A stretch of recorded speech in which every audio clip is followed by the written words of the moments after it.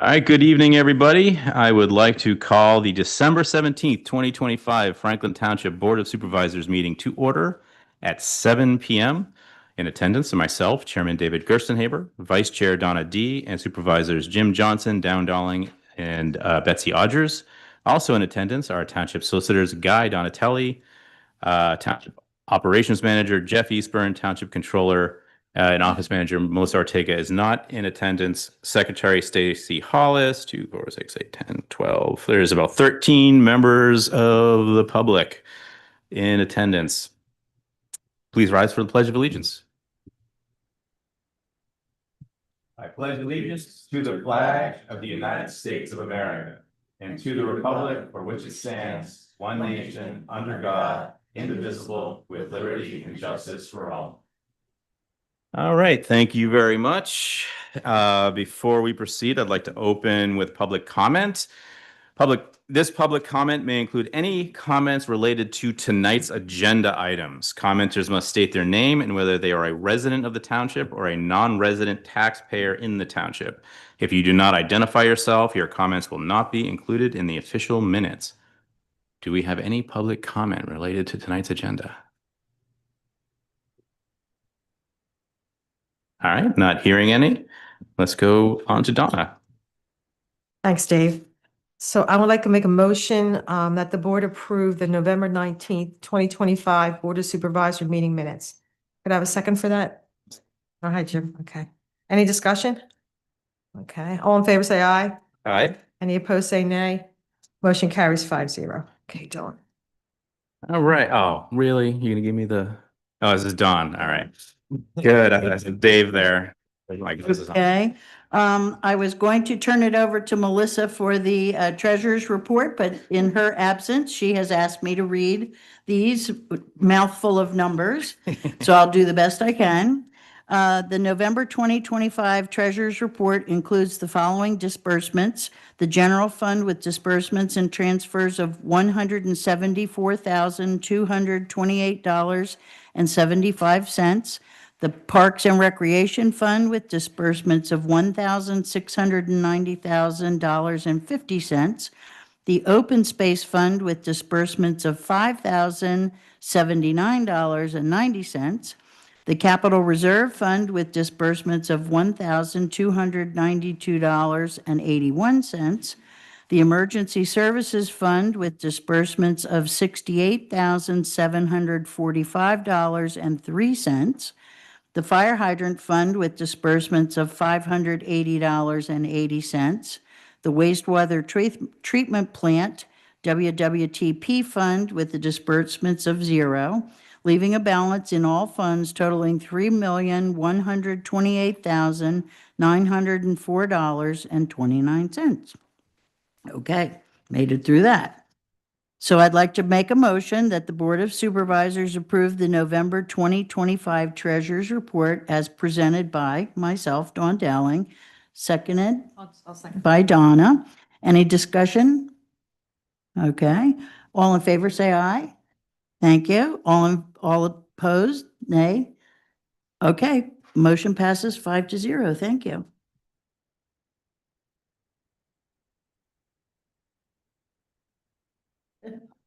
Zoning report. Am I reading the note? November, You should now. Yep. yep. November 2025 zoning officers report will be presented to the board at their January 21st, 2026 business meeting. There's a transition underway among the zoning officers, and the staff wanted to give our new zoning officer, Shad Sham, a chance to get his feet wet, as the old saying goes. He's on the line for next year.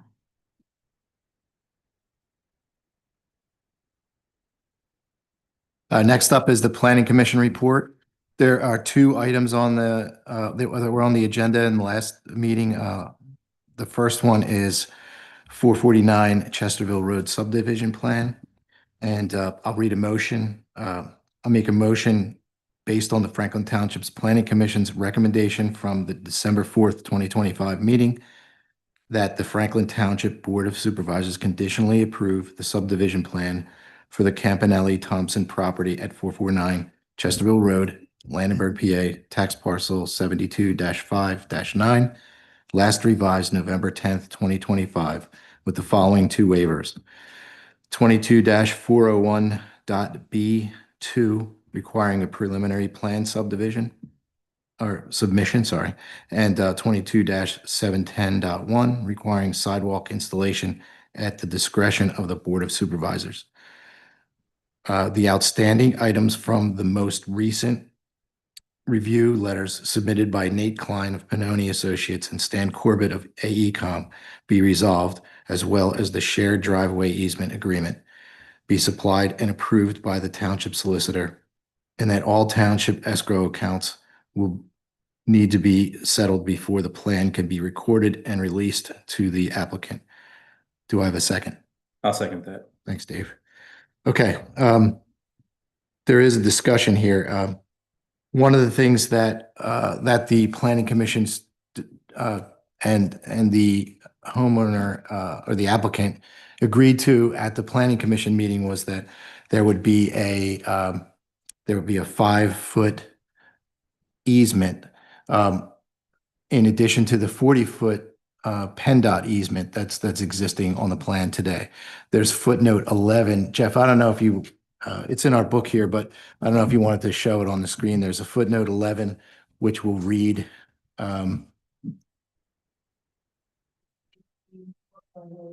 yeah.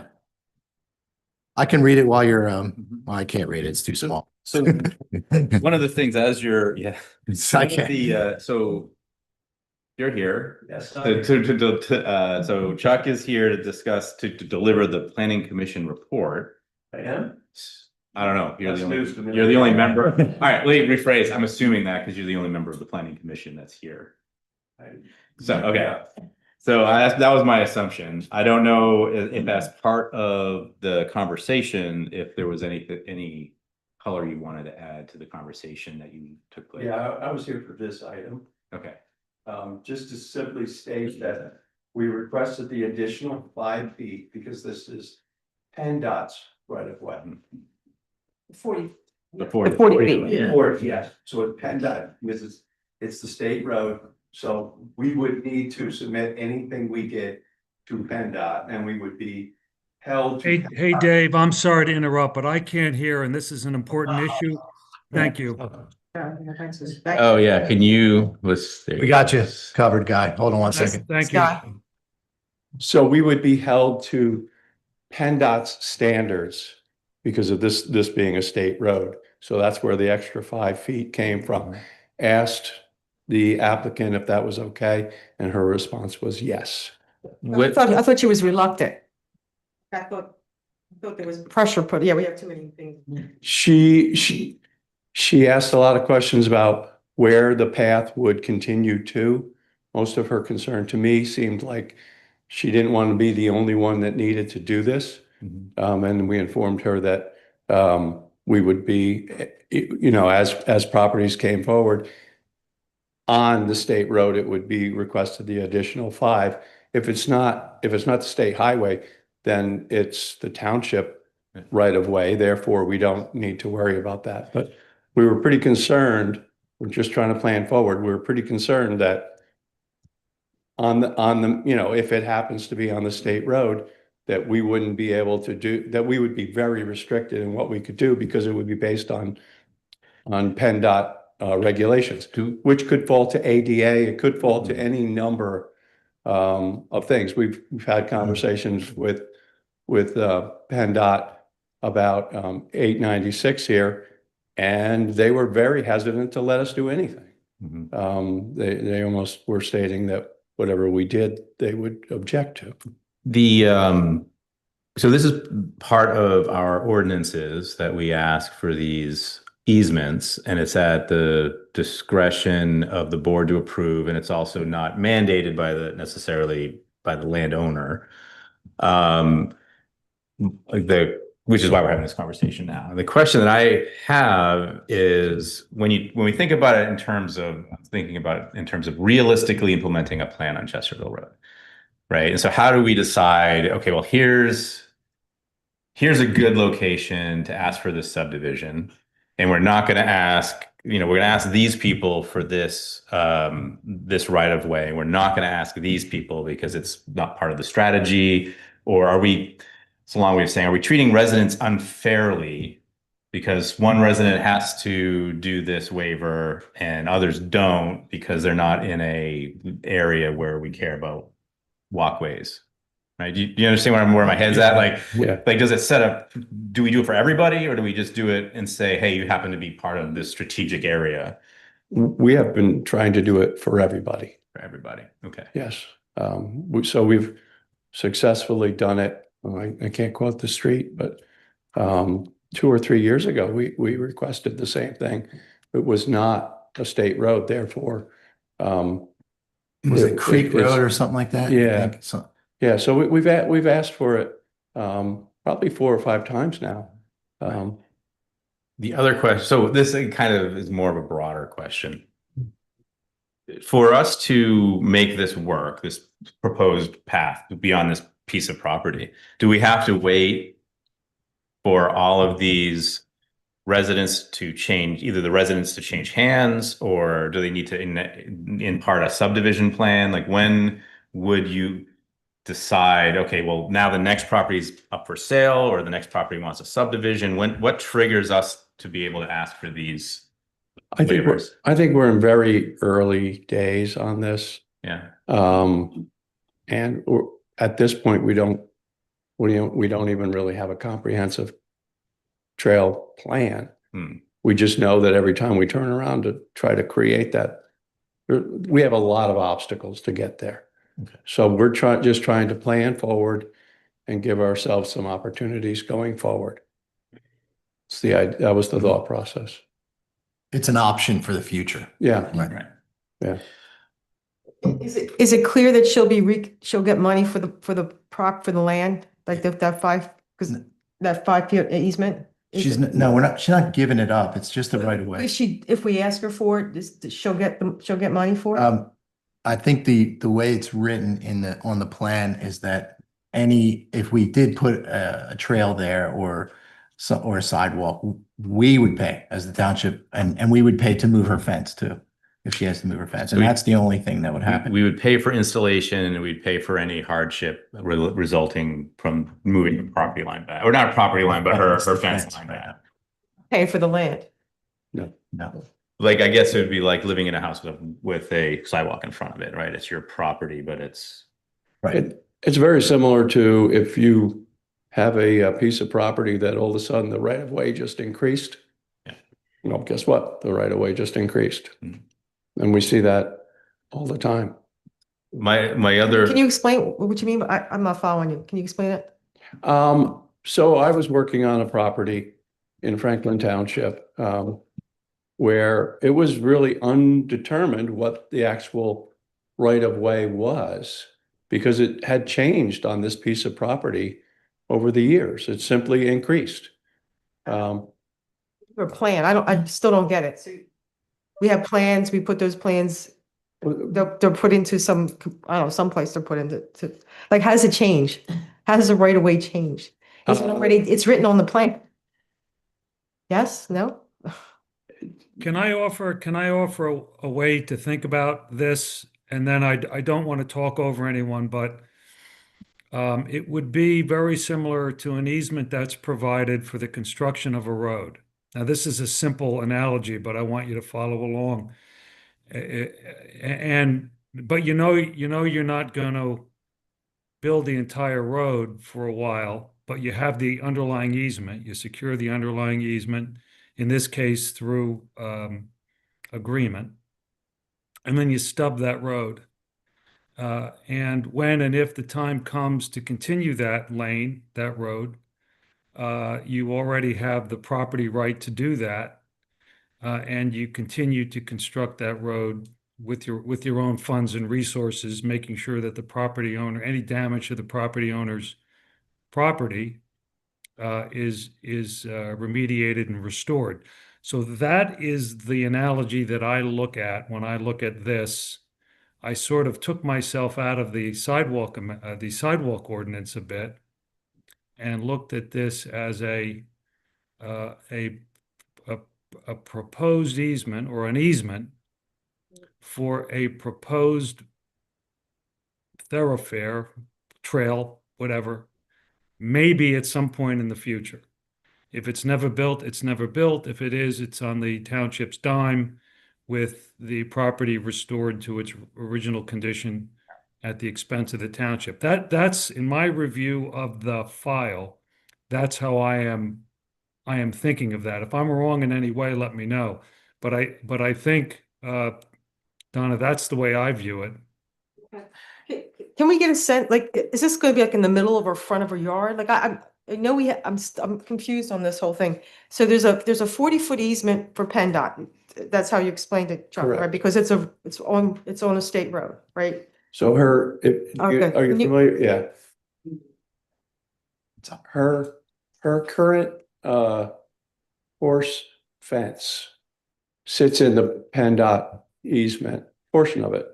Another portion sits right on the right of way. So the fence sits about 5 feet into the right of way. So if you picture that piece of property, we're talking about 5 feet behind the existing fence is where we're talking. So it's very close to where they already have their fence line. So, It's her fence line's right butted up to PennDOT's easement. Is that what it's close to that? So It's close, yeah, it's over. I mean, it's clearly over, but that's probably just because they didn't realize how far back it. Donna, there's no structures up there. It's just a horse field or Okay, paddock. so this is not going to be in so we're talking a large property too, Yeah. right? So it's not like it's going to be in the middle of her front yard. No.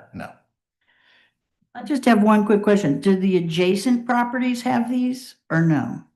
The adjacent properties to this property, do they also have that or not Not yet? yet. Not yet. Not yet.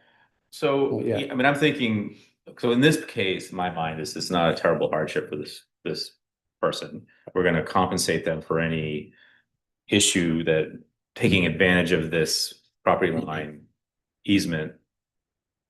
So I guess my bigger concern is really this specific issue is how does this fit into a strategy, right? And so are we going to end up in a situation where we do I'm going down the road 10 years and we've got a bunch of like these unexecuted easements.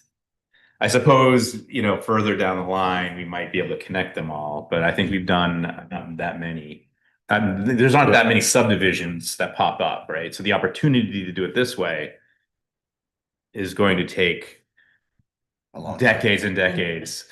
So we probably have to think about if this is like, if we're serious about making a walkable township and putting in these trails, we got to think of a different way to do this. We're just trying to get momentum. No, I understand. Yeah. I'm just thinking, Yeah. I understand exactly what you're trying to do. I'm just thinking, okay, well, we've obviously have to have, if we're only doing it opportunistically and our opportunity is a subdivision, it's going to be a long road. So yeah, I think I think we need to start somewhere. I think the problem and this seems like it's not going to have a huge impact on this woman's life, on her property. The likelihood of this ever getting executed is pretty low, at least in the near term. In all of our lifetimes.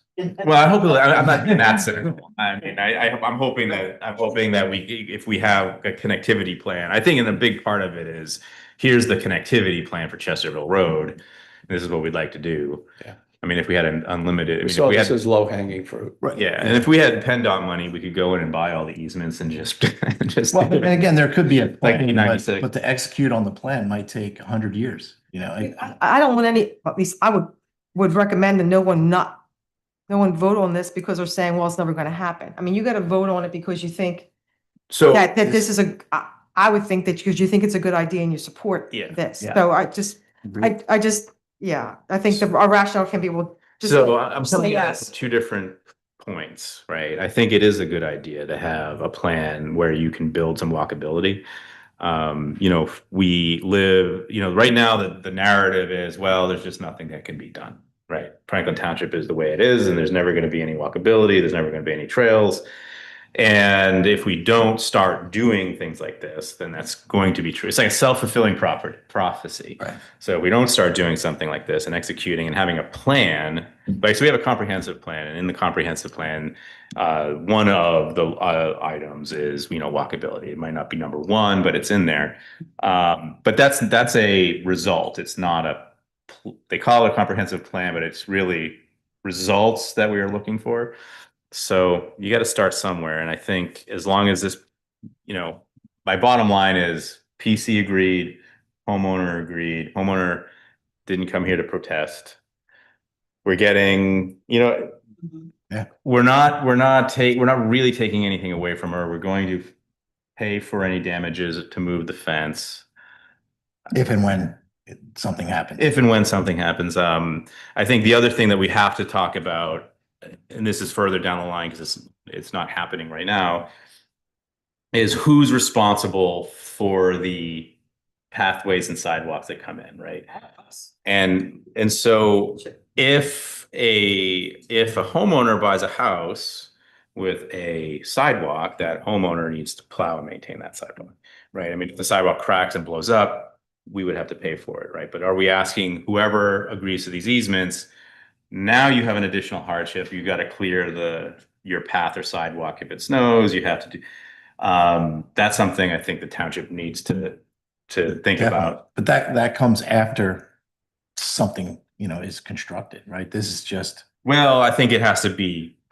I don't know if it's after it's Yeah, constructed. well, it has to be during current before during the planning. Yeah, we have to understand that if this is part of the comprehensive plan, Yeah. or not the official comprehensive thing, but a comprehensive plan for walkability, Right. we need to have a pretty clear delineation of who is responsible for what kinds of sidewalks are we talking about, right? Is it Or paths or if is it a dirt path, then easy, right? If it's a concrete or asphalt, whatever. So I'm overcomplicating the issue, but I think from my point of view, I think this is a good starting point, and hopefully get some momentum in terms of moving forward in the future. And then we need a walkability plan, right? Then it makes more sense to just say, here's the plan, guys. This is how this fits in with that. Okay. Yeah, we're good. Any other discussion? Dawn, Betsy? So this is saying that we So were we teaching. we were planning on striking it, now we're saying we would think it's okay. We would keep it I as think is. it was okay. We would keep it Yes. as is. So I'm not comfortable with it. I wouldn't want anybody doing it to me. So we all have our opinions and we all vote. So I'm just gonna say, Well, I'm gonna vote no, but just not comfortable with it. You're gonna vote yes to strike it. So what? Work with the motion as As I read the motion, we would still have we'd still have two waivers, right? The preliminary plan submission, and then the sidewalk installation at is requiring sidewalk. We're waiving requiring a sidewalk, but we are also asking for the 5-foot. And I'll ask you. You said easement. We said right away. I don't know if it matters what we say, but what do we want to call it? A right of way is an easement. So I don't have an issue with Either way. either reference. Okay. The only other thing is, can someone read that red? I can't see it. Yeah, it's too small in the book. Oh, is it? Okay, I can read it. Yeah. You want me to read the red note? I could read it. The addition to the plan was that the owner applicant agrees that in lieu of the provision for installing a sidewalk, they agree to allow the township to install a sidewalk trail across the frontage within the existing legal right-of-way or within 5 feet of the existing right-of-way, at the expense of the township or others, not the applicant, if and when a township comprehensive plan or trail or sidewalk project is undertaken. This agreement shall run in perpetuity. So that was added to the plan. So with that, if no one else has any comments, I'll ask, for a vote. All in favor, I guess all in favor? Aye. Yeah, all opposed? So So motion fails. I'm sorry. Stop, I'll say it again. All in favor? Aye. Aye. Okay. And all opposed? Okay. All right. So the motion passes 3-2. Thank you, guys. Thank you. The other item on the planning board's agenda was the Woods Edge subdivision extension letter. This is just an extension to an existing letter. So I'll make a motion to accept the Woods Edge subdivision plan extension letter dated December 6, 2025 for Blair Road. This extends their time clock for review until April 30th, 2026. Can I have a second? Thanks, Tom. All right, any discussion with this? Okay, all in favor? Aye. Any opposed? Okay, thank you. Motion carries 5-0. Thank you. All right, so next up, we got to elect a tax collector. All right. I make a motion to accept resolution 2025-07, authorizing the collection of certain municipal taxes by Chester County Treasurer. Can I have a second? I'll second it. All right. Any discussion? All right, motion carry. Oh, all in favor, say aye. Any opposed, say nay. Okay. Motion carries 5-0. All right. So if we said no, does that mean we get to keep our taxes? Yeah. Never asked that question. No one collects. No one collects them. Sorry. We said no. It's true. I know. All right. So next on the agenda is the Mason-Dixon Arc Corner Connectivity Project discussion. This is a kind of a comprehensive plan for historical markers and historical connectivity across several townships. I didn't prepare a full description, but I don't know if we have Beth here to come and speak and maybe talk a little bit about it. And I'll let you speak on it. Perfect. I'd be more than happy to. The full name, to give you a little bit of a tripping hazard for your mouth, is the Mason-Dixon Art Corner Heritage Interpretation and Connectivity Plan. So it is a bit of a mouthful. I know Paul has been working very closely with you guys to workshop this past summer especially, but essentially we're looking at a framework for heritage interpretation within New Garden, London Britain, Franklin, and Elk. Especially as it relates to the Mason-Dixon line, as well as the Arc Boundary line, which is Delaware and Pennsylvania. So we were looking at sites that could potentially serve to hold interpretive waysides and connect residents to the heritage of this region, which is so incredibly rich. The plan also kind of delves into some other themes, not primary themes, but agriculture, the agricultural landscape really big in southern Chester County, as well as natural resources. So connecting all of those sites. And Franklin has a few sites. I think the Franklin Municipal Building was suggested as an interpretive site and kind of connecting throughout the township. So I'm happy to answer any questions. And I know there was a couple comments on some of the language in the plan regarding the municipal township building as a small park. Consistency wise, it should be an interpretive site or an interpretive area. So I do have some notes on that if you guys want them, but I am happy to answer any potential questions you may have. So I can start. So first of all, I agree with what you said. We worked per Paul. I mean, I had him look at all the versions and address comments if anything was inconsistent or there's a big sensitivity to DCNR, making sure that, if there's comments about trails, that they're not assuming the trails are their trails. Correct. So there is concerns, and I think we'll have Antia comment on that in a few minutes. But the thing one of the things that I'm concerned with, and I did mention to Paul, what are we committing to? Because I keep on telling folks, we don't have any money. So, I mean, we have, I know you're sick of hearing this, unfunded mandates from the state regarding MS4 and the federal government. We have our emergency service folks that we have to have those guys in good shape, so the money that's needed for that.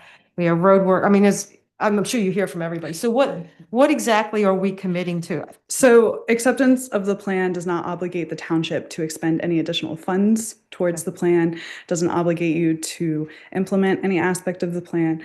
Obviously, as the writer of the plan, who's worked deeply on it, I would be interested in seeing it push forward, but there's no obligation on the township side to do anything. So acceptance of the plan is an acknowledgement that the scope of work has essentially been completed. And since it's funded through the Vision Partnership Program, it's important for acceptance of all municipalities so that reimbursement can happen on the back end. So I've heard two different stories about that you do need everybody to agree, or if someone doesn't agree, you just pull them out of the plan. So As far as you're the expert. Yes, So as far as I understand it, every township that has signed on to the contract, which Franklin has, needs to accept the plan in order for funding to be reimbursed. So full acceptance of every township is necessary. London, Britain, and New Garden have already accepted.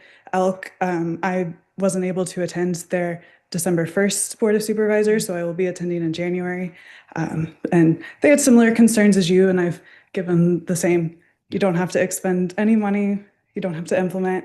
It's essentially a framework for the future. So if in 5 years you're interested in it, you can look to it to guide you. In 10 years you want to implement anything, you can. In 20, it's a very forward-looking document. The goal, as I saw it, was how you've described it, which is here's a framework for establishing sort of historical connectivity, and it provides a consistent framework across the connected townships. So it's not, so if Franklin wants to say, hey, we want to do something at our, what do we call it? Not a park, historical interpretive site, that this interpretive site's design language is similar to everybody else's. And so when people see it, they recognize it as, this is part of this connectivity project. They might even understand the connectivity project part, but they understand what it is. Exactly. It's common design language across these local communities. That and you know, to move residents throughout the different townships and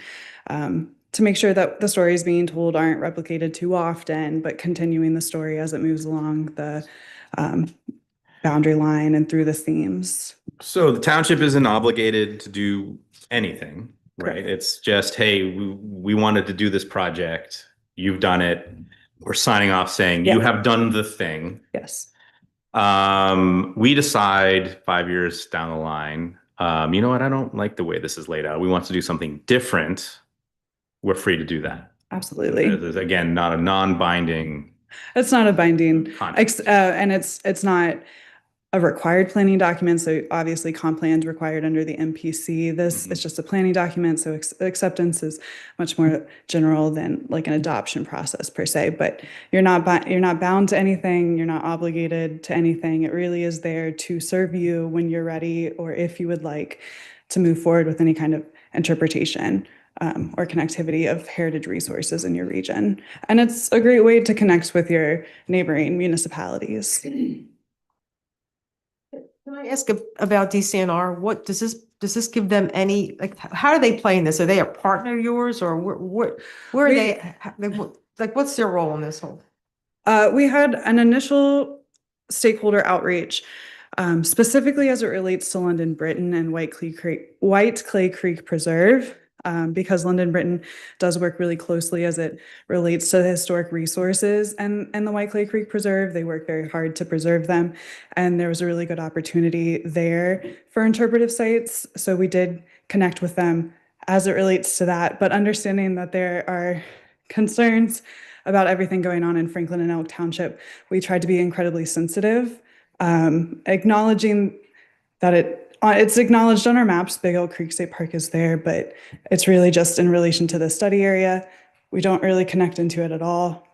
So yeah, I mean, part of the concern would be, and like once again, and Tia is here. Then one of the plans that DCNR presented was, big outreach center and, large campgrounds.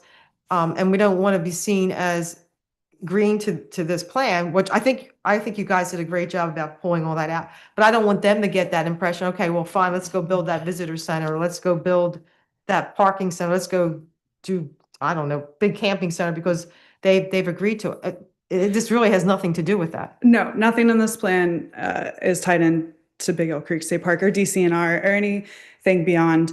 I think the Sexton's House is the one we identified, and White Clay Creek Preserve, which is an underused historic structure already existing.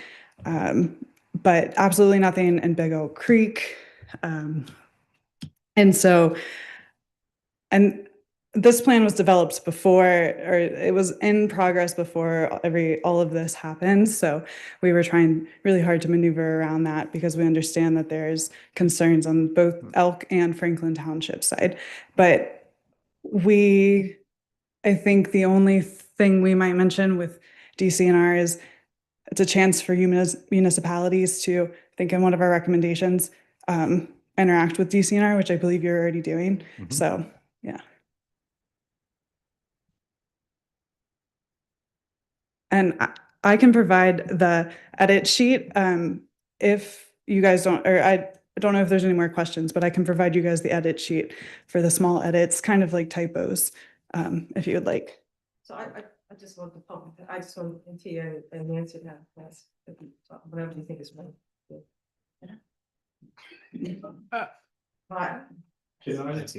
So, okay, Yeah. Thanks. thank you. So, Beth is handing out what we talked about in emails. There's an additional item in there. An item of my making, and I hope I'm making. Late in the project, recognizing that we would have been better off with a glossary of terminology before we started. We wrote, David Hawk and I basically wrote a glossary of terminology for the project, so that when people come to it 10 years from now, they will know what we're talking about, and so that people will have a lot to refer to. An attempt to pull in some details that are interesting to people who might be looking at this. We attempted to figure out several different things, the number of monuments, et cetera. These are questions that people ask. One of the things we attempted to figure out is how far the existing monuments, which are the only monuments, the stone monuments that were placed by Mason and Dixon's survey team, how far they deviate from the line of latitude that they were intended to be on. That only goes to Sidling Hill.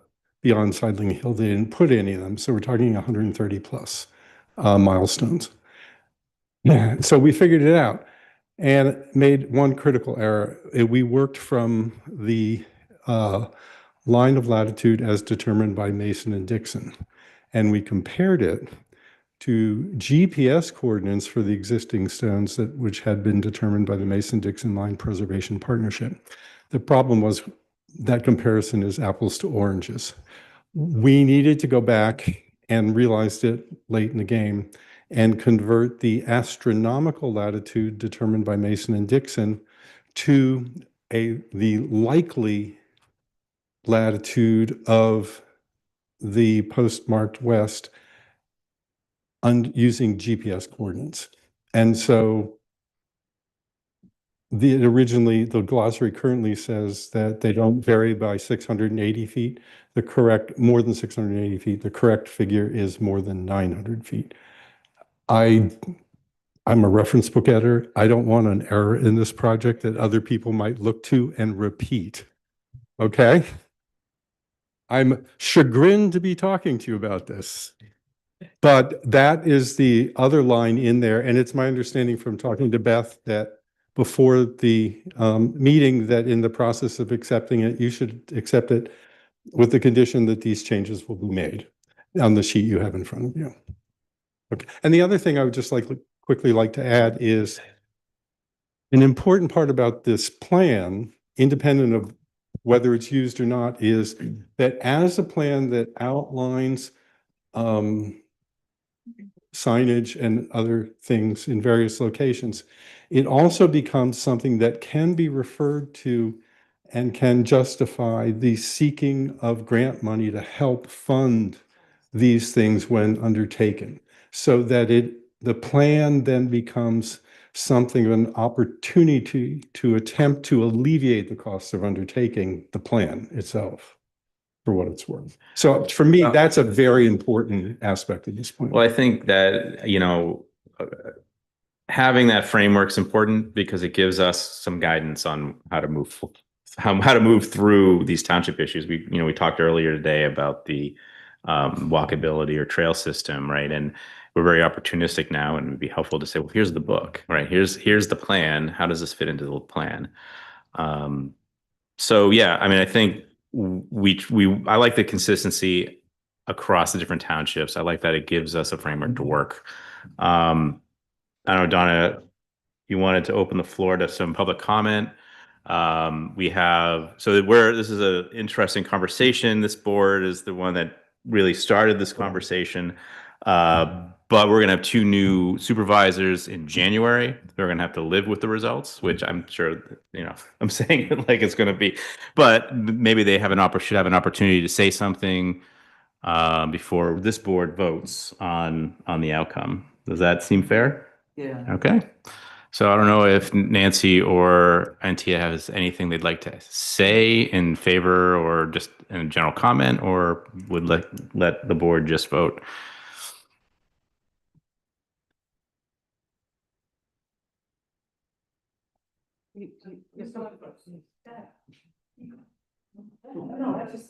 Yeah, it was just.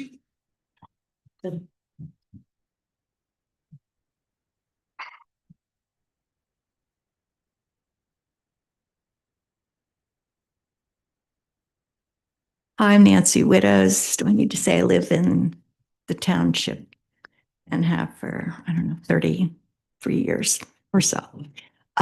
It sounds like a good plan to me. It doesn't obligate us to spend. And in terms of grant seeking, I think it would be a real positive to have, especially in that it goes across townships. And from what I'm reading, there are opportunities that do emphasize that cross-township planning is favored in these grant awards that are becoming available. So that's just my comment. Thank you. Thank you.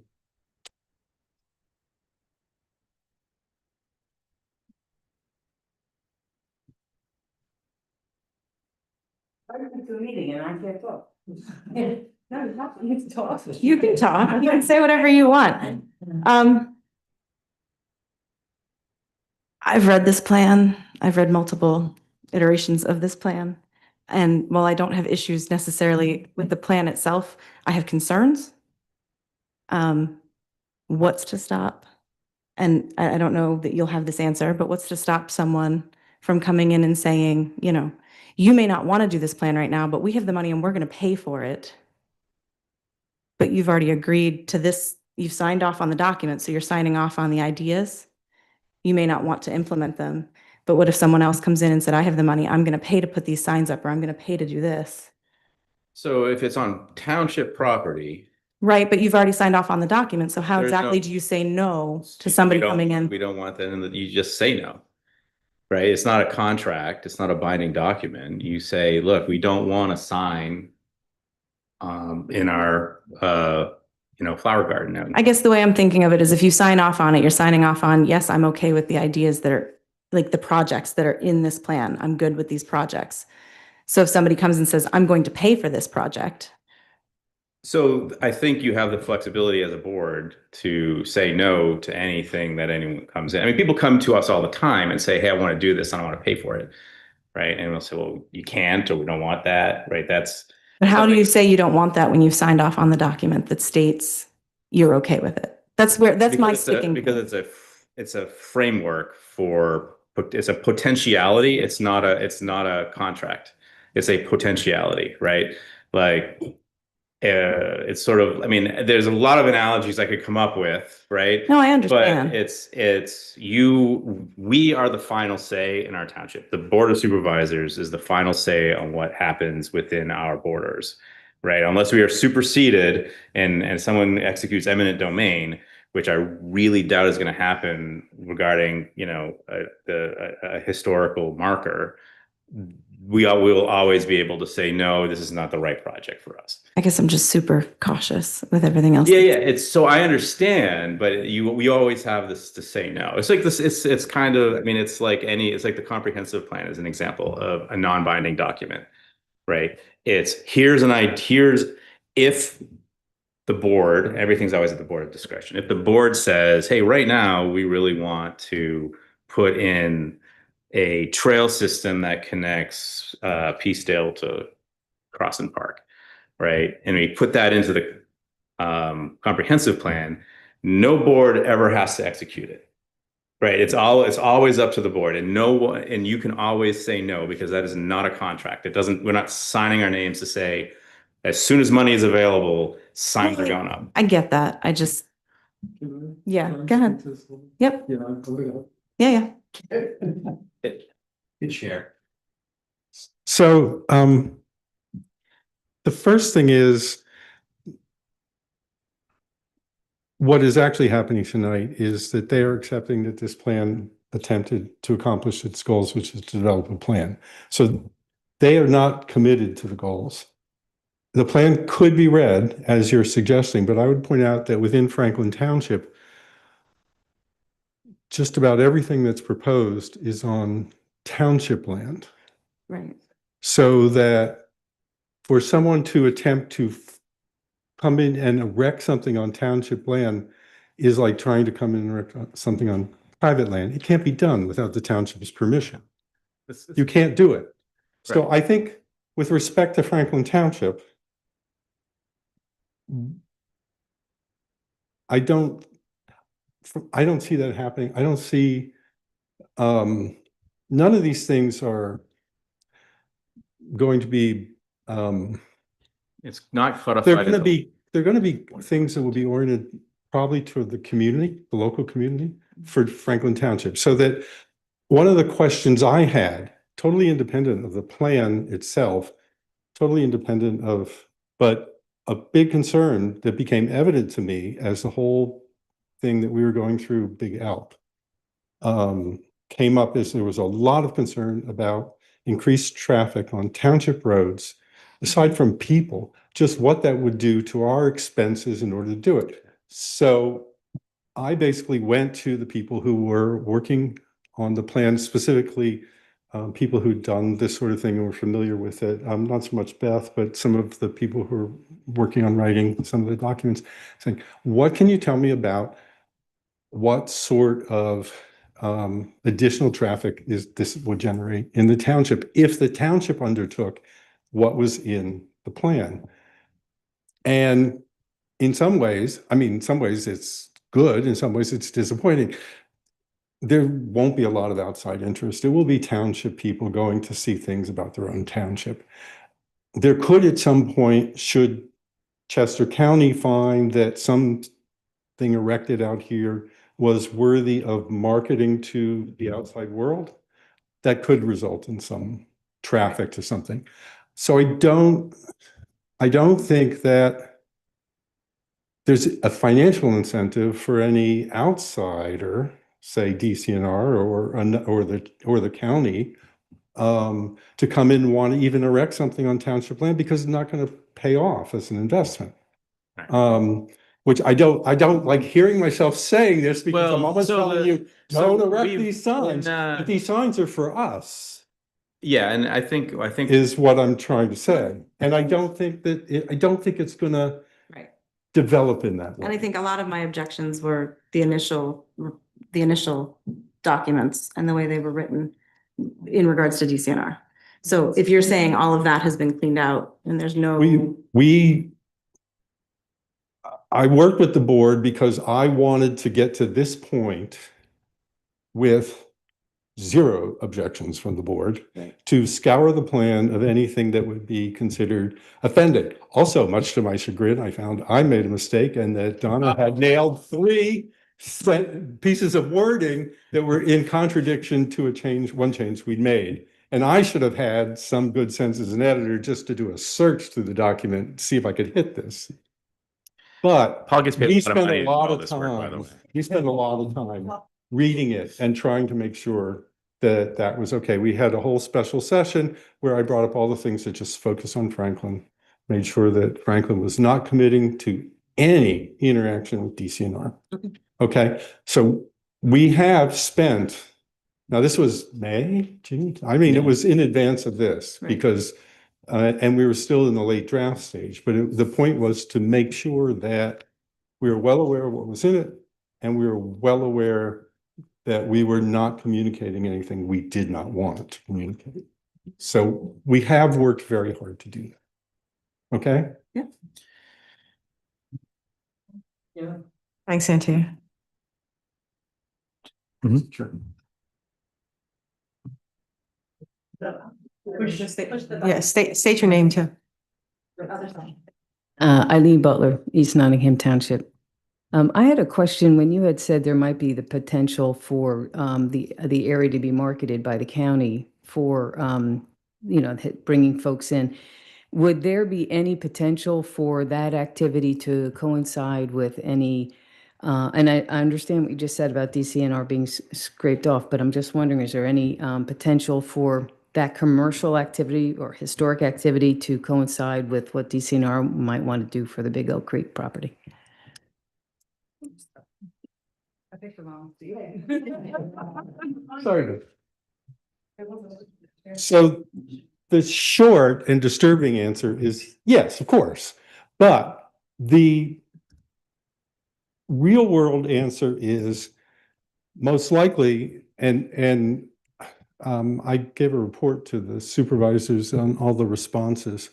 If you read all the responses from the people who are experienced in the sort of historic preservation marketing industry, who were the people who are helping us prepare this, because this does fall under a vision partnership grant, which is related to the county's marketing itself. The likelihood of that happening is 0, or it is really 0. That there's never going to be it's going to be, in terms of Franklin, the county has to decide that something talking about the Franklin's agricultural history here or in the park is going to be seen as so significant that they would want to put that on their their tourist program. And mind you, the tourist program is aimed at pulling in people outside the county to bring tourism dollars in the county to stay at facilities. Realistically, it isn't going to happen. Theoretically, sure, it could happen, but I consider that a very slim possibility, in all honesty.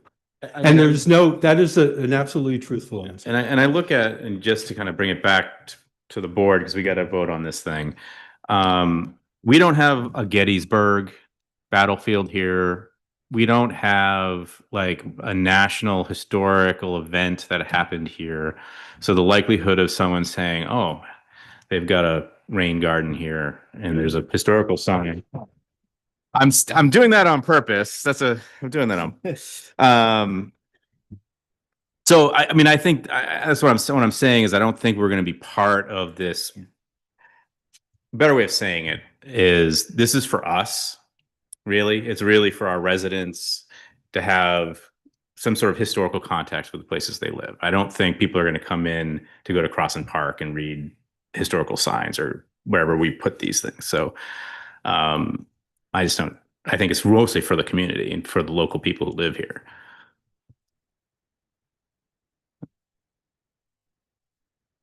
Also, I think if this had a more of a national or statewide interest, we would have someone from DCNR here saying this is important, we should get it done, and we don't. And I don't think they have talked to us about this.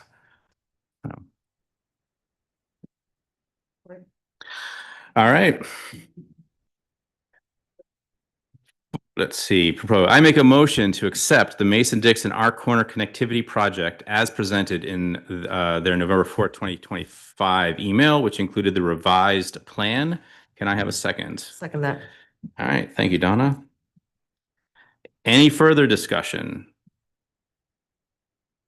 All right, all in favor, say aye. Aye. Any opposed, say nay. All right, motion carries 5-0. All right, thank you, Beth, appreciate it.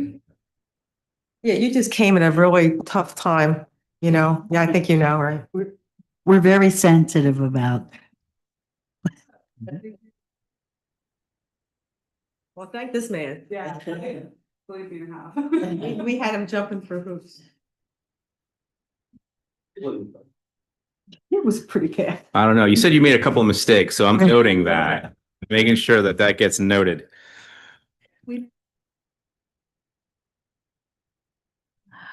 Okay, now we're going to jump into the wonderful world of the 2026 interim road bid. Do you want me to read this whole note for everybody? Yes? Yeah. Franklin Township's interim road program addresses immediate or urgent needs of the township. Examples include, but are not included to sign replacement, pothole patching, culvert pipe repair and/or replacement, and ditching of roadways. This bid package does not include the comprehensive road paving projects we conduct most years. Township staff advertised this bid in the Daily Local News on November 21st, 2025, and November 29th, 2025. This bid package was also advertised on the Franklin Township website. In your digital book, you will find the board-approved 2025 rates along with the 2026 proposed rates. I would like to make a motion that we award the 2026 Franklin Township interim road bid to J. Dominique Durazio, Inc., DBA Yardworks, Inc., contingent on them submitting the proper insurance and performance bond security within the time specified in the bid. May I have a second? I'll second that. Thank you, Dave. Any discussion? All in favor? Oh, okay. Did Jim Durazio, did they provide the insurance yet?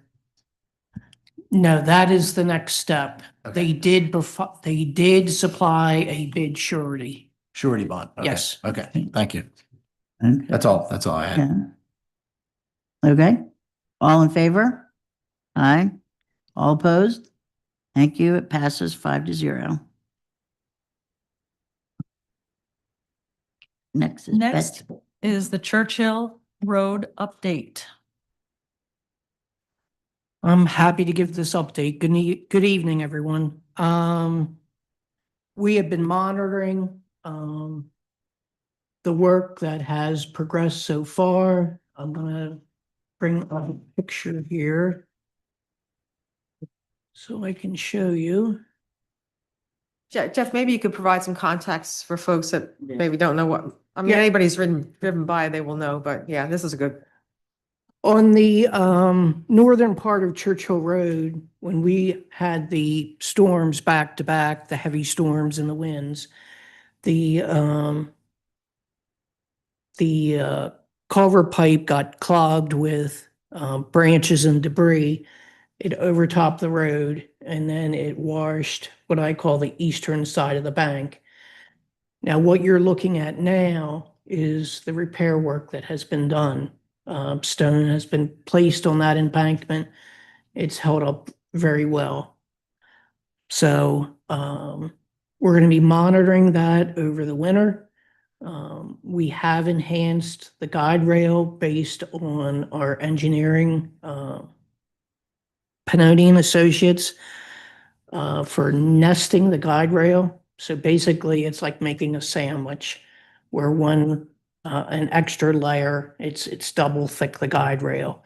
And there's another 3 posts that have been included to shore that up. So over the winter, we're going to be monitoring it. And then possibly next year, which I have to come before the board next year, no matter what we do. The idea right now is to use flowable fill around the posts and within the stone.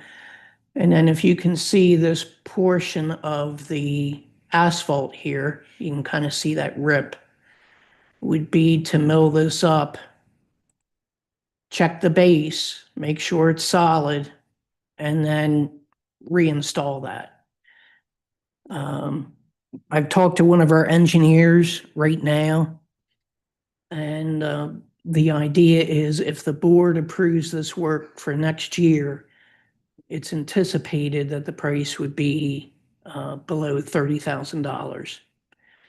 So as you know, that's quite a difference from what our engineering firm had suggested it could be with permits and everything else for next year. So we were looking at 200,000 plus. Plus. 200,000 being the bottom. And I feel like keep on saying, I talk about money all the time.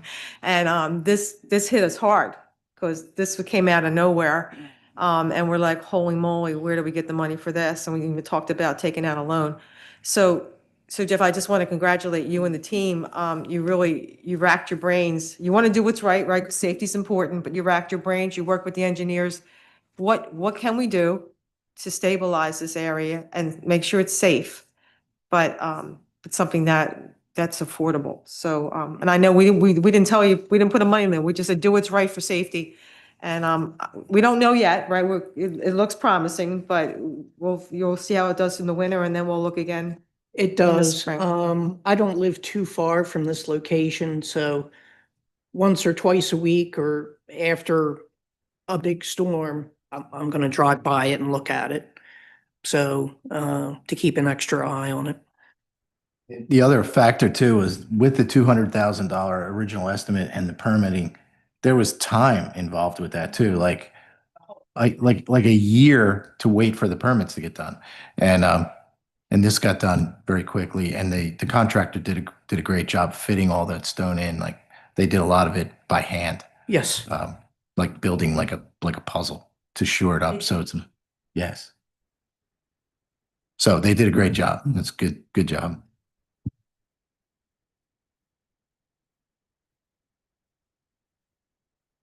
Thank you, Jeff. Good job.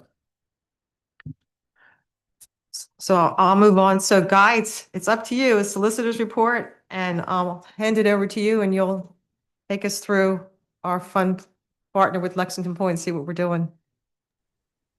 Thank you and good evening. I want to take you back to January of this year, almost a year ago, when the board considered and approved a First Amendment to the revised agreement to construct community wastewater collection, treatment, and disposal facilities. And the reason for that amendment was to specifically address a situation relating to 6 property owners who we believed and the developer believed may be pushing back on their obligation to participate in the wastewater treatment plant once it came online and once they became obligated to pay the sewer rents, what I call sewer rents. And the developer agreed to do particular things in this First Amendment, such as provide evidence that the property owners served by the system certified that they were aware of the fees that the township would charge, as well as provide a notarized statement that the developer wasn't aware of any litigation arising out of or claims arising out of the program. Lexington did, I think, a good job of trying to reach out by certified mail to everybody, and either in response to those certified letters or in the agreements of sale themselves received the acknowledgements of their participation and obligations under the wastewater treatment plan. Over the last couple of weeks, we worked with the developer to try to engage the remaining 6 homeowners. I wrote a letter outlining what the township expected of them regarding their participation. And Lexington wrote a letter as well and invited everybody to the model last Saturday so that they could be educated on their obligations. Nobody showed up on Saturday. So the decision needs to be made, and I'm ready to make a recommendation whether the developer has made a good faith effort to secure those acknowledgements. The developer would still need to certify that it's not aware of any litigation or claims being made.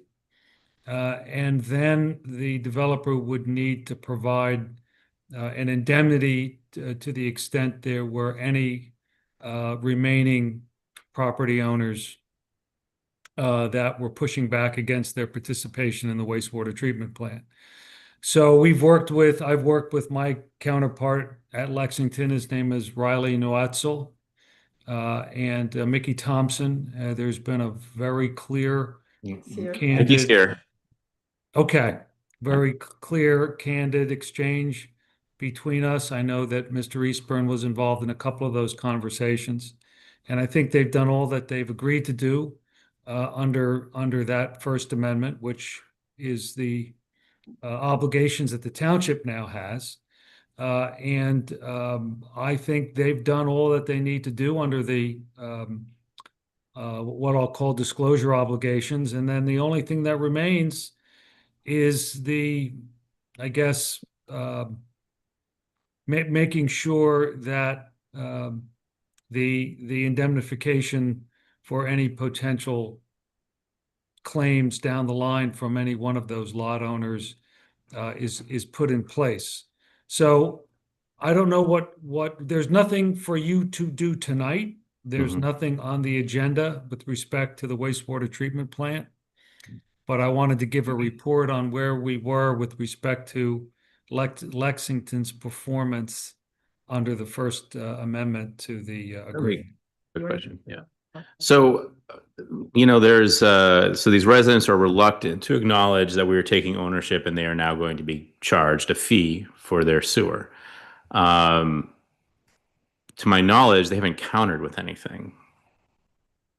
I mean, right now they're just getting free sewer, right? They've been pumping and hauling for 20 years, something like that. Yeah. And so my first question, which I think is the answer is no, is they've not countered, saying, here's the proposal. This is what we want to do. Or is it we just want to continue to get the free sewer? And that's number one. Like, what's the counter proposal?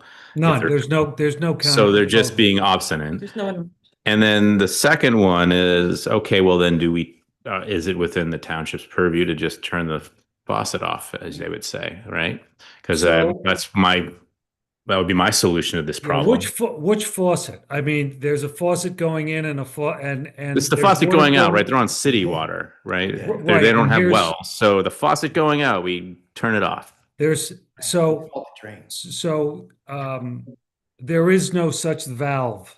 Oh, we got to put them in. There's the lateral from the home to the main, and then that takes the effluent to the treatment plant. So it's not as if we can you can't go out there with a tool and cut that off. Now you can work with the Chester Water Authority to try to prevent water from entering the unit so that it would not then exit the unit having been fouled. And that's something that we've been looking at for a while. I mean, Uh, it's, we're gonna be providing them a service and they're not paying, so then what's the next step? So then you You lean on it. You lean their home and you sell it. I mean, we call it a writ of sci-fi. That would be it. There'd have to be an enforcement mechanism against those unit owners. And I think that the township protected itself in order to get us to this point. The township protected itself with this indemnity component in the First Amendment. Now, I haven't really drilled down into that with Riley, my counterpart, because last time he and I spoke, it was before the Saturday appointment. But we'll address that going forward. And Guy, all these homeowners have a contractual agreement with the developer that they will sign on when this is completed and turned on. Right. I don't think they have, I will say this, Jim, I don't think they have the right to sign on or not sign on. They're obligated. They're part of the service area. Okay. So, I often say I'd be shocked if that happened, and I'm continually shocked by what happens. But this is such a fundamental obligation that a property owner has, right? That eventually, it's going to cost them a lot more if they resist or just fail to pay than it will if they just participate as required by the recorded documents. I think at the end of the day, once we start sending them the bills and then we start sending them the threatening letters, we'll see how many still hold on, but it's what it this is. gets the whole issue of us having to deal with legal issues. I'm going back to not having money. But it is what Yeah, it is, right? It is what it is. Like, we can't turn back the clock on this. Well, I look at it a different way. I look at it as we don't need to take it over until it's reconciled. But, right, we had that option. But Guy, can you talk about what this indemnification means? Because just to step back a little bit, Stan has put into place a good agreement with Lexington Point where if there's any shortfalls in money for a period of time, I can't remember how long that is, that you guys are making it up. And that's helpful, right? That means it's not going to hit us right away. I don't remember how many, do you know, is it for a year do you remember? Right. And yeah, of course not, right? So, but at least we have a little bit of buffer in the beginning. But what does the indemnification mean? Does it mean that if these people don't pay, Lexington Point will pay for them forever? Or, I mean, I don't know what, can you just explain a little bit more? I know you haven't figured it out yet, but that would be interesting to get a sense of what you're. Sure. No, I think we figured it out because I can recall the conversations that occurred when the indemnification in revised paragraph J applies only to those lots who create a liability on behalf of the township, either through their failure to pay or through their engagement in any sort of claim or litigation. It's a simple indemnity. It was very, very clearly and simply stated. So if we find that these particular lots, and it may end up being only one lot, it may be 6, and if there is a cost that's incurred or an expense that's visited upon the township, I turn that over to Lexington. For how long? Forever? There's no limitation on the recorded document. It doesn't say for the remaining year or until taken over. It's unlimited. So so as long as that's gold for us, as long as that's what they believe in. I mean, you guys, is that how you see it, Mickey?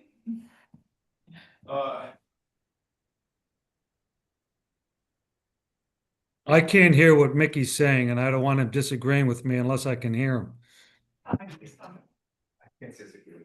Yeah. Sorry, Guy. I try to sit in the corner not to block the camera when they. No, I know what it's like to try to stay out of sight. Yeah, exactly. The whole issue with the residents and Lexington's ability to have them act like we don't have the same authority that the township has and the same remedies like I can't lien their property because they're not paying that. So the remedies that you would have would be exhaustive in terms of what the bad things that could happen when you don't pay your bills. We all know what that can happen. So yes, there's indemnification there, and we understand what that obligation is. But at some point, we can't. You can't be the beneficiary of both an indemnification as well as the beneficiary of the remedies that you're allowed to pursue under the law, right? So paying for guys' time to go to court and all of that so that you can collect fees in perpetuity. I think there probably is a balance there that guy would understand that, yeah, we have that obligation, but at some point it's like unjust enrichment for the township to use our money to go after and collect fees that may exhaust of what is actually owed. Would that be a correct statement, Guy? Yeah, I think Riley and I think what Riley and I have discussed is something along those lines. Certainly, the township has the authority to institute whatever statutory or regulatory rights it has, and I don't disagree with your statement, Mickey. I think at some point the township would never agree to never anticipate a double recovery if that's what you're what you're implying. I would never anticipate indemnity would mean double recovery, but the clear, and you should talk to Riley about this because he and I have had nascent conversations about it. The township needs to be protected against at the very least the rents themselves. Otherwise, it's going to be difficult to operate that plant. And the whole community will suffer as a result of that. So I just want to agree, we don't have a whole lot of money to go after legal battles. So I want us to be protected from, as you just said, Guy, from a loss of money because someone doesn't pay the bill. Hopefully it doesn't happen. I don't know why. I think it's interesting. Well, first, let me step back again and congratulate both of you on the letters. I thought you did an excellent job contacting them, laying it out. Please come talk to us. You check. You did a great job. Thank you. I don't. So I know I'm always complaining, but not that. I thought you both did a really good job. Why all that six stuck together as a block and didn't come concerns me. But what can you do about it? I don't know why. I don't know what's in their head. Maybe it was Christmas time and they didn't have any time. I don't know. Yeah. But it concerns me that they acted as a block, not even a phone call or something. And I bought donuts. I know. I heard you brought down this. So I think, Guy, you have a plan. Work on this indemnification. What we're looking for is that we don't want to rip you off, but we also don't want to take a loss. If we get into trouble, if they don't pay. And it's, I think the only path forward is to move forward here because they're not giving us a counter proposal to talk about, right? It's not like, hey, here's this hardship you're putting onto us. Here's the alternative. Because they're living with a pump and haul situation that is untenable. We can't keep doing that. Well, it's not pumping home now. They're in the system. They're in. No, but that's what they're saying. Well, we never had to pay for it in the past. Now we have to pay for it. This isn't right. So give us an alternative, and we could have a conversation. But they're not. They're just not showing up. And to go back in time, we initially sent a certified letter back early in 2025.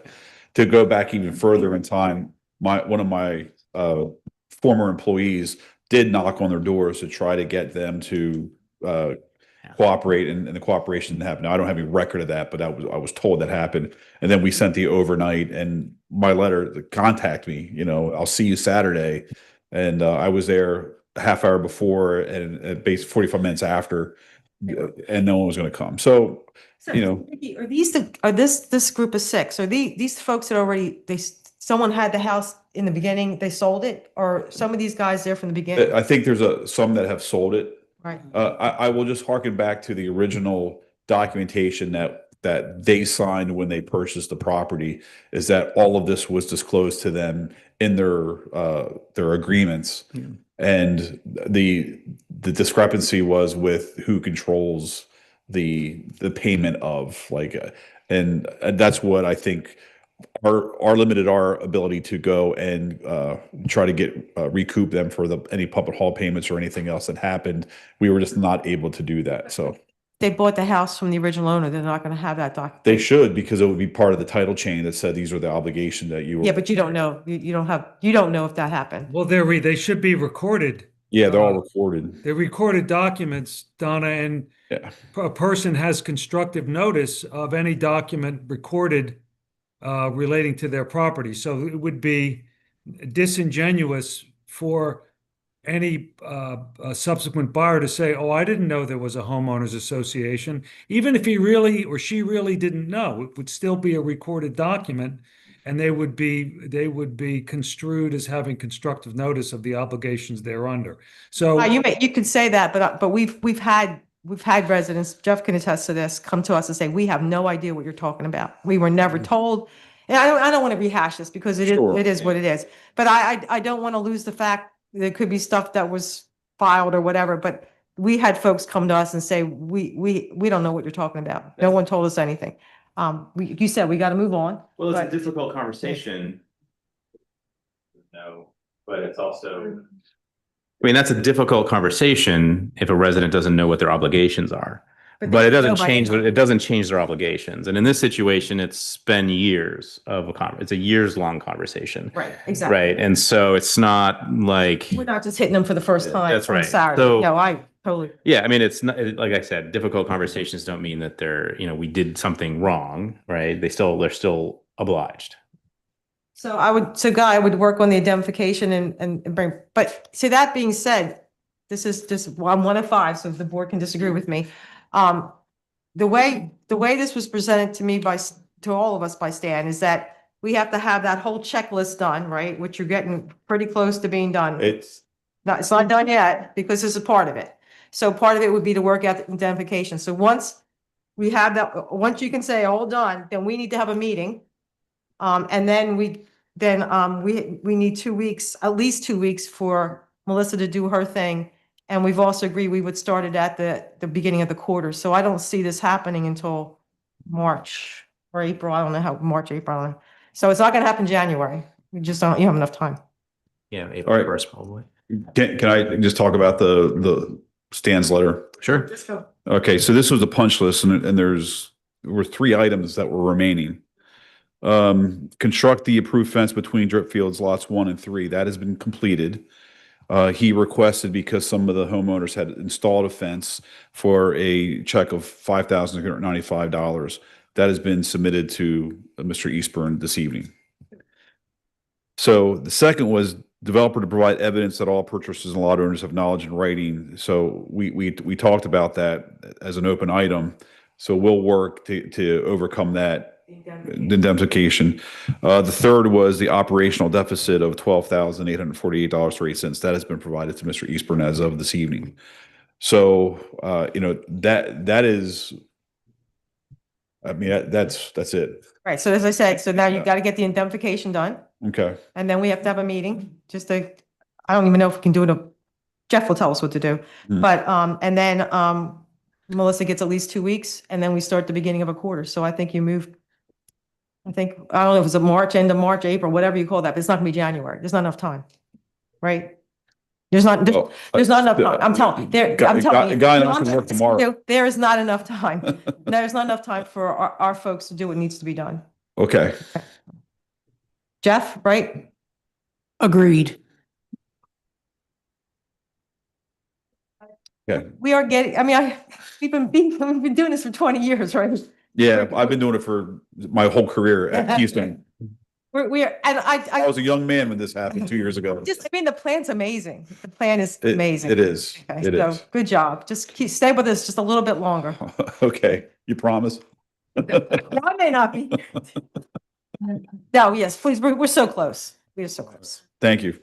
Oh, just one further. Praveen, the resident, I went to his housewarming party that he had, and you've never seen a more proud individual. Both he and his family were so ecstatic to be there. They shared their home with their neighbors, and it was a good time had by all. And you made that happen. So I appreciate that, working with us and Guy, working with that. That was something that could not have happened unless we hit a summit of cooperation between us. And I do appreciate it. That was us in our finest moments. Yes, I think so. I think so. So where we? I was terrified. You were no, I was. So where are we at? How many more houses how many do you have? How many are being built? I brought it up because I figured that was, so we have 3 that are available for sale right now. 2 of them or 3 of them are on the loop closest to the wastewater treatment plant. So now that it's up and running and we can buffer and we can do all those things. We have 2 that are on hold. One is on hold by the model house. One is on hold at the end of Janine Way, going out toward the end of the community. We've had staging areas and topsoil piles and everything. The one was sold, we moved it to the other one. So once we are able to finish out the site work for the remaining houses that are there, that pile will go away and we'll start constructing on that one. So we do have 3 houses left. They're going fast. That's great. Yeah, absolutely. And again, I would encourage you, if you have the time on a weekend, stop by the model home and do a tour. It was the first place that I interviewed for Keystone, and it's been my favorite house, even though they were bigger and fancier and all that kind of stuff. It's a beautiful house. Development is beautiful. It's just amazing. It is. And I every time I go there, I see deer, I see, some wildlife out there. So it's, well, hey, I don't live there, so, but it's a beautiful community. So, but I again appreciate that. And I know if Praveen was here, he would hand out cookies to everybody, and thank you as well. So thank you. All right, so now that concludes business. We can move on to our commission committees and reports. So Dawn? Okay. The Pro had a meeting December 3rd, but we did not receive a report, so we'll move on to Friends of the Healing Garden. And nothing much is going on in the garden. However, like every good gardener, I am making plans, making my list, checking them twice, and I have lots and lots of projects ready for next year, and I can't wait to be able to spring them on you, but it won't be for a month or 2 yet. But I just wanted to take this moment. It may not be appropriate, but I have to tell you, thinking back, and we have to remember that this was the 4th year of the garden. And 4 years ago, when Greg and Mary McVeigh and Joanne Williams and everybody got the garden put in, and they tell you that a garden like that has to take 3 to 4 years to pop. Well, I have to say that there is someone that was indispensable in caring for that property for those 2-3 years while it was growing.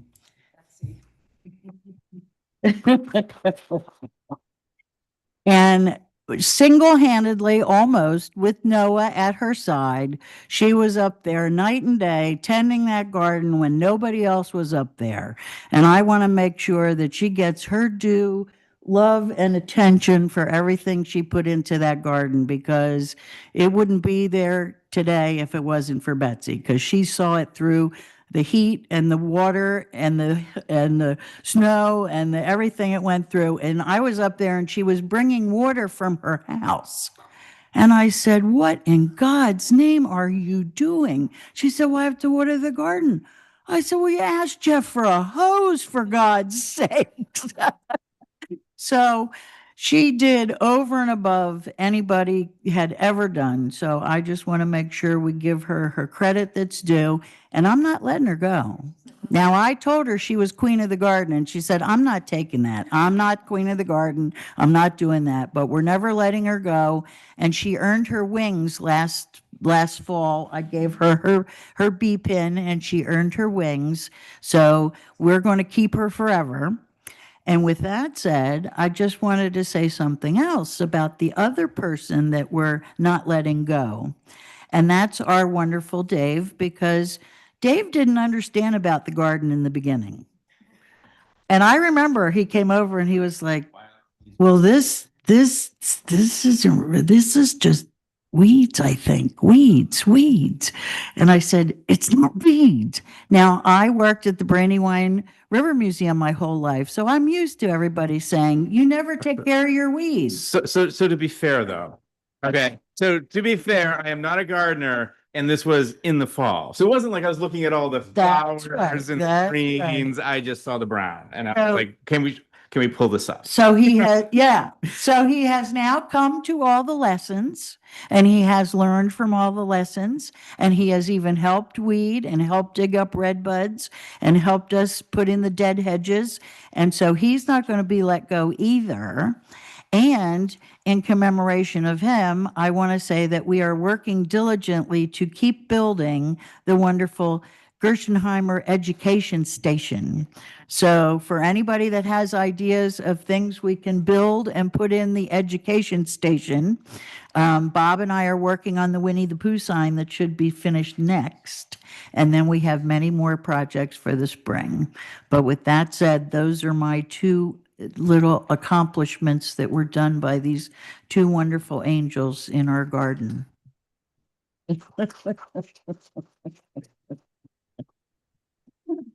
And now we have the FSA, the Franklin Sportsman.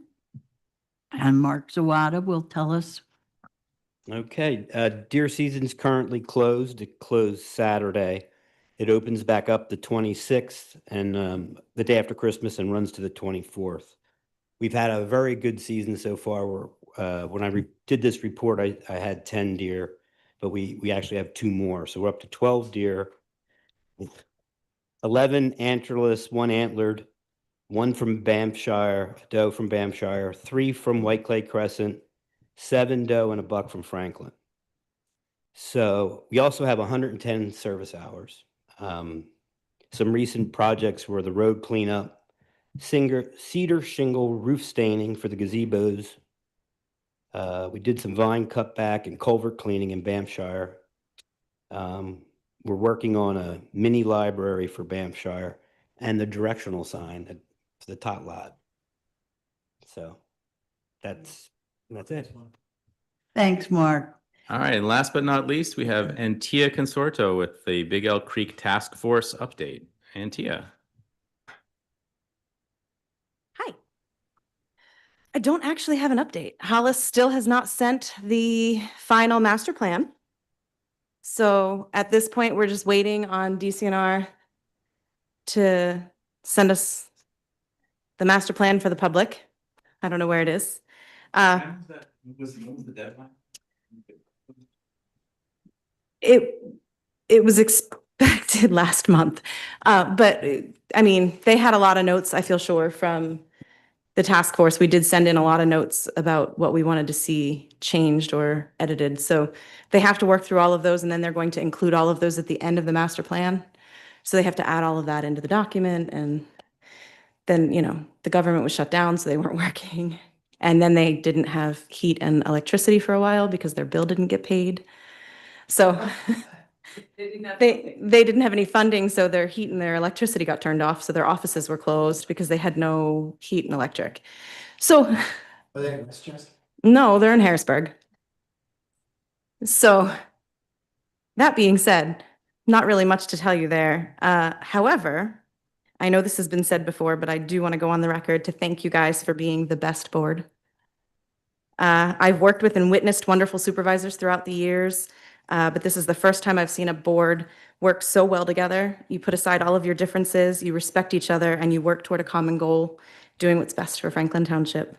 And you should all be incredibly proud of everything you've accomplished as a team, and feel very good knowing that you're leaving the township better than you started. It has been my honor to work with you on Big Elk Creek, and I'm proud of having all of you as our elected officials. I also need to recognize our amazing staff, because without Jeff, Melissa, and Stacy, the board could not have accomplished what they did. And the 3 of you keep this township running, and it does not go unnoticed. So thank you, guys. All right. So with that, thank you, Antia. I appreciate those kind words. I will open the floor to public comment. Public comment can include comments on anything attendees might want to share. Commenters must state their name and whether they are a township resident or a taxpayer of the township.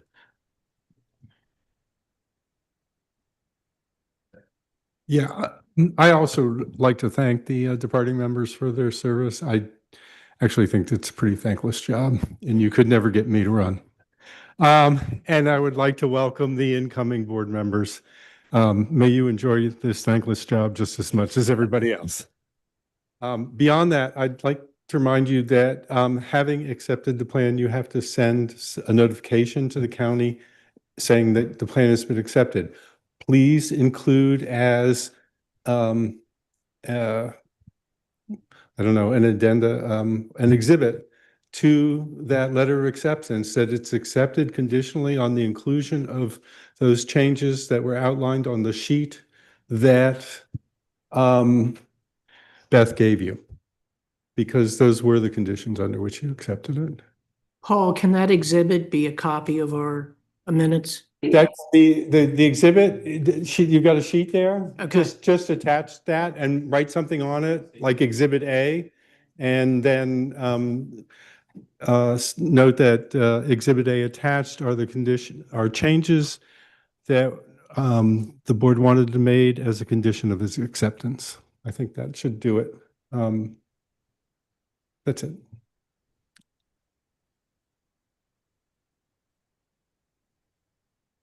Paul, you have your hand up. Hey, it's Paul Smiley. I'm not a township resident. Can you hear me? Yes. Listen, I am not a township resident, but here I am on a Wednesday night at 9 o'clock for a board of supervisors that I do not live under to express my sincere thanks for the recipe of this board. I've been a member of the FSA for, God, I think over 10 years, and I've seen many boards come and go. And just especially under your leadership, Dave, the bipartisanship and the spirit of trying to get something done as opposed to trying to fight each other has been commendable. And I hope to see that with the oncoming board as well. But I wanted to take a moment out of my life and thank you, particularly Dave, and you, Betsy, for what you've done.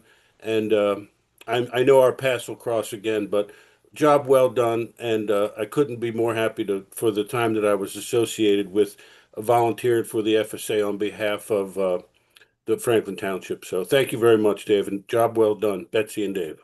Thank you, Paul. I appreciate that. Thanks, Paul. All right. Do we have any other public comment? Okay.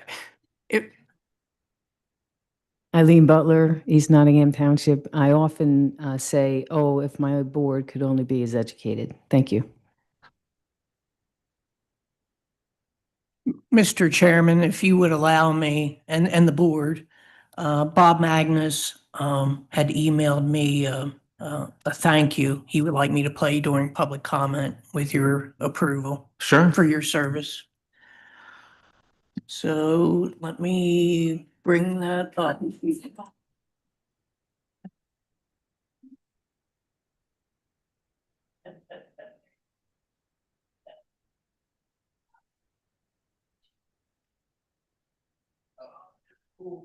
You may have to put your mics on. That's disappointing. Turn the volume up. Oh.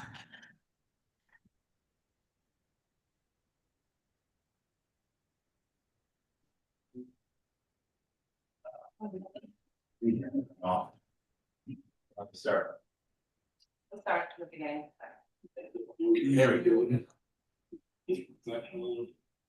One. And just all out good first. I know we'll see both of you out here in the township at some point again. That's a given. Don't start over. I don't. If the new members are coming. There we go. Hi, everybody. Project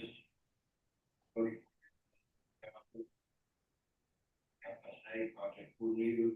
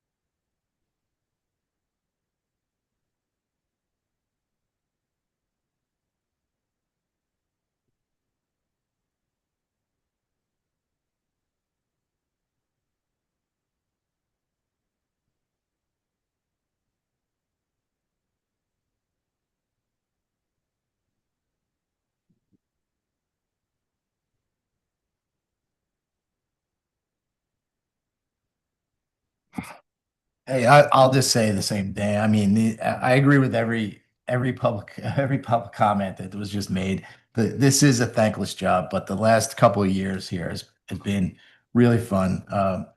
The respect that we have for each other, even though we're in at least three different political parties right now, right? And that's never looked at. We disagree on things, and we just respect each other and treat each other with respect constantly.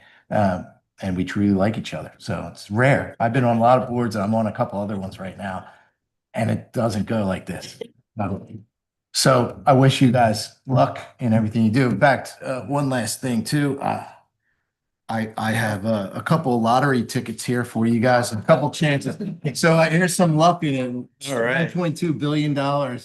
Here we go. Chances. Then you guys will definitely get received. Well, thank you. I appreciate it. Yeah, I mean, just wanted to say something. I mean, obviously this isn't a lifetime appointment or anything. And I don't want to say, well, this was the best 6 years of my life. But I think I've worked with some of the best people I have in the last 6 years. It's been an amazing, amazing journey for me. I know, Betsy, you probably feel the same. This has been I mean, the staff is amazing. The thing that, I mean, everything that when I wrote down when I first ran, the things that I wanted to do, and I was able to do all of them. And yeah. And for the new folks coming in, you have an opportunity to have a really, really great experience. So thanks. And like I said, we're not letting you get too far. But I'm going back to the garden. Yeah, beautiful. All right, what do you say? Well, I didn't say my thing. I think, like you said, I think you're the best chairman ever. I've enjoyed working with you. I only hope that we can keep it going as well as you did. You're just amazing. And Betsy, you're just such a kindness just exudes you. And I think you'll always be the queen of the garden or the princess of the garden if you want, because you just care. And that's just wonderful. You don't meet many people like that. So thank you both for all you've done, and please stay close. I know you're in Dawn's clutches, so she's not gonna let you go, but we need you. We need you to continue to stay engaged. So thank you so much. All right.